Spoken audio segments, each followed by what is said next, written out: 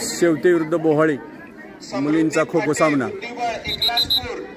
समृद्धी फाटे शिक्षकाने बुद्धिबळाच्या स्पर्धांना आपण सुरुवात करतोय। आर्वे सर मगापासून करत आहेत। कृपया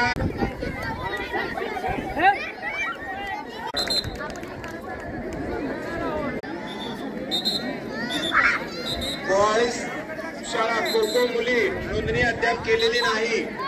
बोहाळीचा संघ खो खो मुली नोंदणी करून घ्या पटकन।